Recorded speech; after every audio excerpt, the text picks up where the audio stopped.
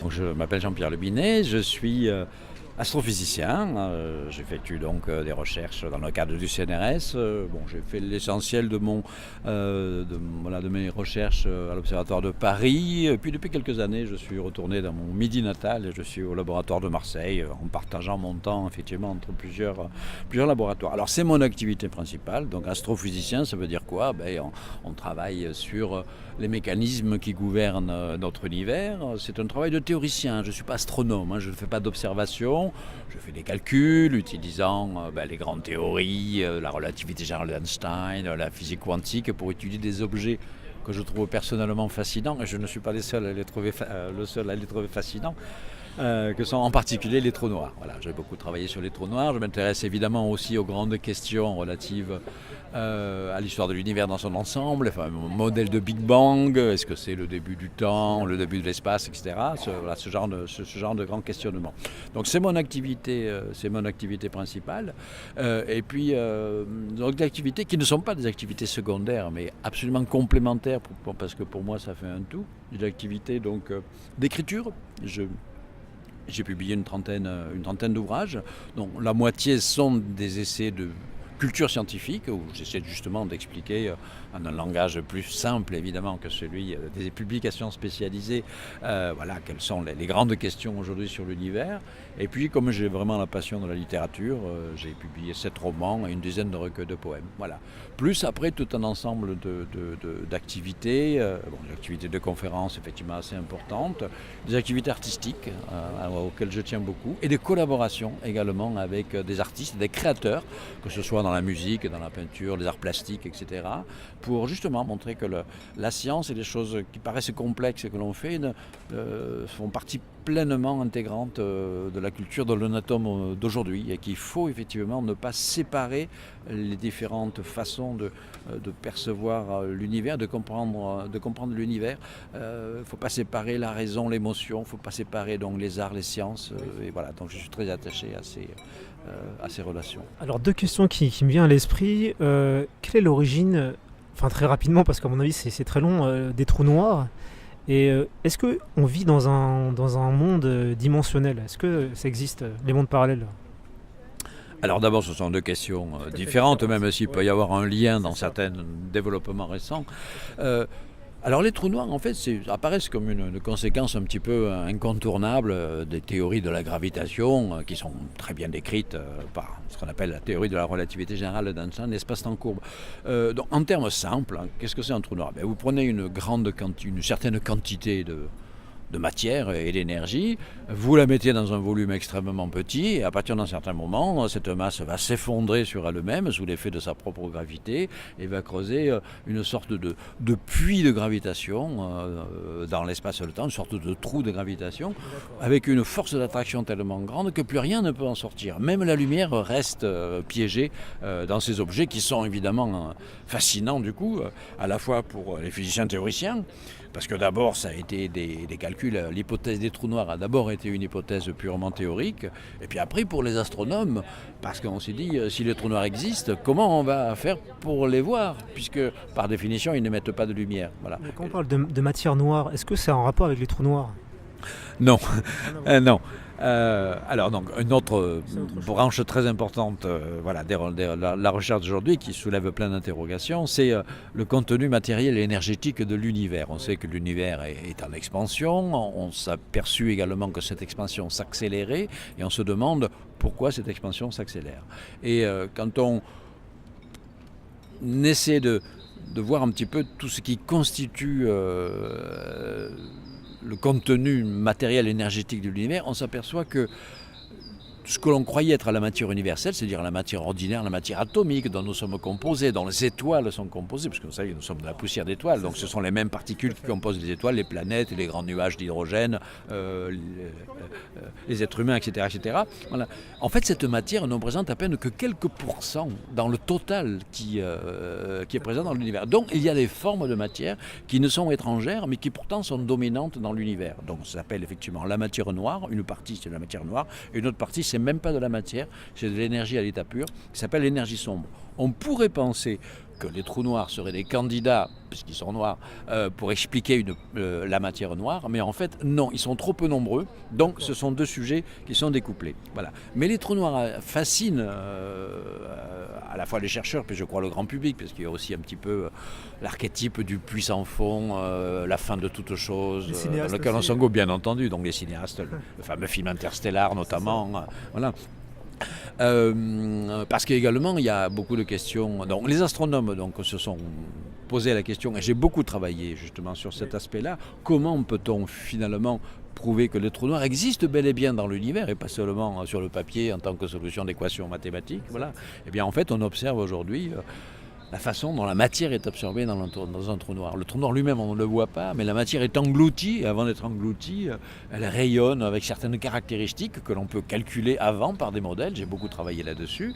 Et aujourd'hui, on a effectivement des objets qui sont des candidats trous noirs ou qui répondent absolument aux prédictions, aux prévisions théoriques que nous avons faites. Par exemple, vous avez des trous noirs qui vivent dans des couples stellaires, c'est-à-dire des trous noirs formés par une étoile qui a implosé. L'étoile vit en couple, parce qu'il y a beaucoup d'étoiles doubles en fait dans l'univers, avec une autre étoile qui reste à l'état normal gazeux, et le trou noir se met à aspirer progressivement l'enveloppe gazeuse. Et donc il y a un transfert de matière de l'étoile gazeuse vers le trou noir, et avant de disparaître dans le trou noir, la matière s'aplatit dans un disque d'accrétion extrêmement chaud et émet des rayonnements caractéristiques. Donc on observe ces rayonnements depuis maintenant une trentaine d'années, donc on a effectivement des trous noirs stellaires. Après, il y a des trous noirs géants, c'est-à-dire vraiment ultra massifs, qui sont également énormes en taille, qui se trouvent au centre des galaxies. Et ces trous noirs sont capables d'absorber des étoiles entières, voire même de les briser, puisque l'un des travaux que j'ai fait dans les années 80, c'est d'étudier la façon dont une étoile qui allait frôler un trou noir géant allait être détruite par des forces gravitationnelles énormes. Et j'avais calculé, d'abord théoriquement, parce qu'à l'époque on n'avait pas d'observation susceptible de décrire le phénomène, j'avais calculé que les étoiles étaient en quelques heures aplaties dans le plan de leur orbite, sous forme de ce que j'appelais des crêpes stellaires, des crêpes gazeuses, et finissaient par exploser. J'avais appelé ça, j'avais publié beaucoup d'articles, les crêpes stellaires flambées. Est-ce que les trous noirs sont statiques ou c'est en mouvement ? Les trous noirs, rien n'est statique dans l'univers. Donc tous les trous noirs sont en mouvement.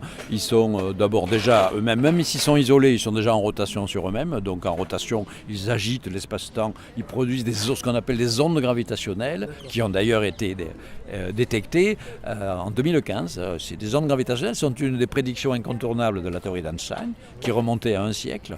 Mais il fallait des appareils d'une sensibilité extraordinaire pour arriver à mesurer ces ondes gravitationnelles. Et en 2015, pour la première fois, on a observé des ondes gravitationnelles qui ont été émises par une fusion de deux trous noirs. Parce qu'il y a aussi certains trous noirs qui vivent en couple, deux trous noirs cette fois-ci, qui se rapprochent l'un de l'autre. C'est rare.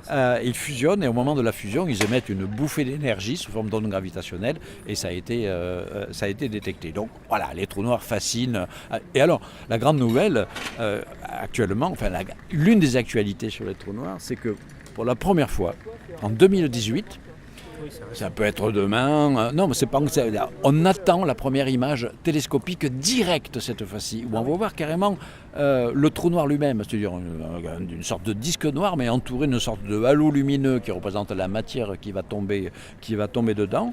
Voilà, grâce à un projet instrumental absolument inimaginable il y a 40 ans. Alors, je dis il y a 40 ans parce que dans mes recherches, l'un de mes premiers travaux, et celui qui m'a fait effectivement commencer à faire connaître à l'échelle internationale, c'est que j'étais le premier, il y a tout juste 40 ans, c'est 1978, à calculer par l'ordinateur à quoi ressemblerait de très près un trou noir le jour où soit on voyagerait dans l'espace avec des vaisseaux spatiaux comme dans la science-fiction, mais je savais bien que ça se produirait jamais, ou en tout cas pas de... ou le jour où on aurait un télescope gigantesque capable de voir ces objets, parce que ces objets ils sont très lointains, normalement ils sont plutôt petits et donc on n'a absolument pas de télescope suffisamment grand. Voilà. Et je n'imaginais pas que 40 ans plus tard, on aurait un réseau de télescopes répartis sur la planète entière qui a la résolution, c'est-à-dire la capacité de finesse de regard suffisante pour observer le trou noir gigantesque, le trou noir géant qui se trouve au centre de notre galaxie. Il est grand, il fait 25 millions de kilomètres de diamètre, mais il est très très loin. Et donc c'est un petit peu, il y a un défi technologique extraordinaire, c'est comme si vous vouliez observer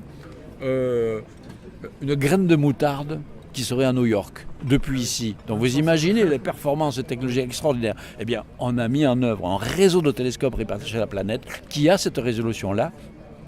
On attend l'image qui est en train d'être calculée par des supercalculateurs.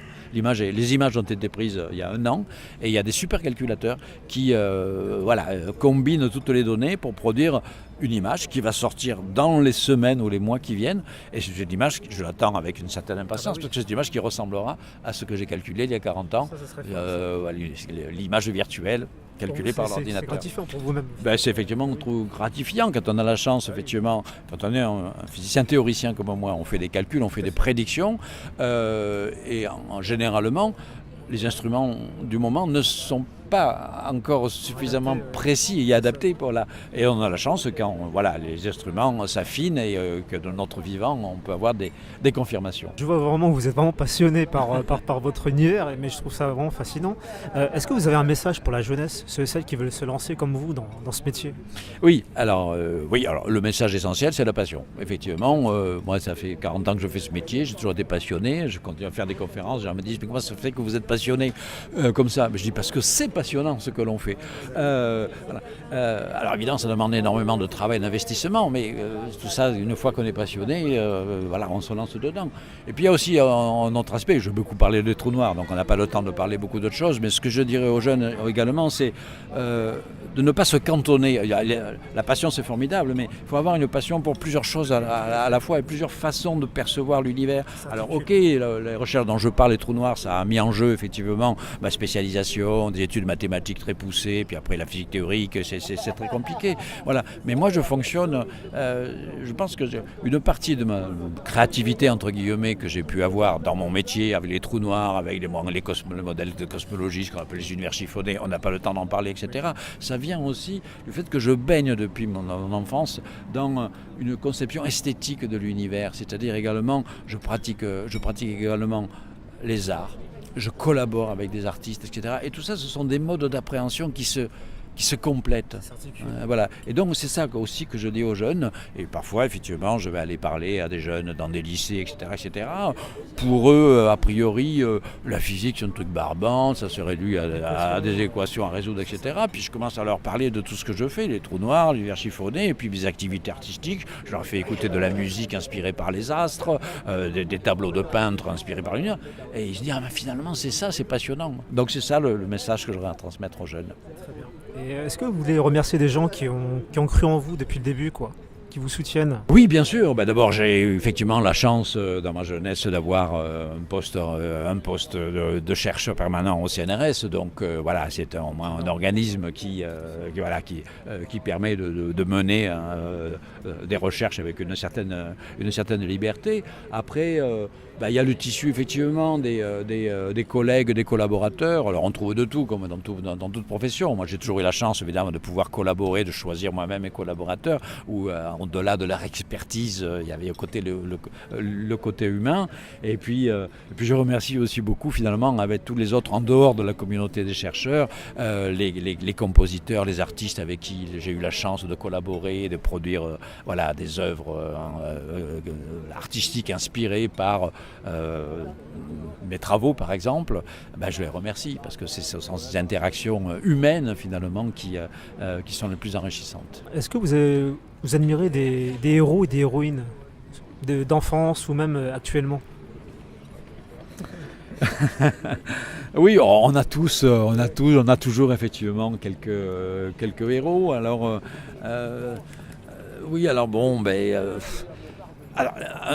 la plupart de mes héros entre guillemets sont des héros en fait du passé. Quelques très très grands écrivains. Par exemple, j'adorais quand j'étais adolescent, je lisais tout Alexandre Dumas, par exemple. Voilà. Bon, et après, il y a les plus grands écrivains, Rimbaud, Baudelaire, etc. Voilà. Après, il y a mes héros musicaux, parce que j'ai une véritable passion pour la musique, plutôt la musique classique. Donc, j'ai mes héros en musique, bien entendu. Après, il y a évidemment les héros scientifiques. Voilà. Et d'ailleurs, la série de romans que j'ai écrit 7 romans, ce sont des romans en fait qui racontent la vie des héros de l'histoire des sciences, ceux qui ont changé notre vision du monde, en se heurtant d'ailleurs à l'hostilité générale, etc. Donc un Copernic, un Kepler, Galilée, Newton, voilà, tout ça effectivement ce sont des héros. Voilà. Après il y a des héros plus récents, évidemment, c'est Einstein, hein, dont j'utilise tellement les théories. Voilà, ce sont essentiellement mes héros. Très bien. Sur ce, je vous remercie infiniment, Monsieur Luminet, et puis continuez à partager votre passion, quoi. Avec plaisir. Voilà, et j'encourage vraiment les jeunes qui nous écoutent à donner le meilleur d'eux-mêmes et à se livrer à leur passion. Et quand on est passionné, on arrive à faire ce que l'on veut. Super. Merci.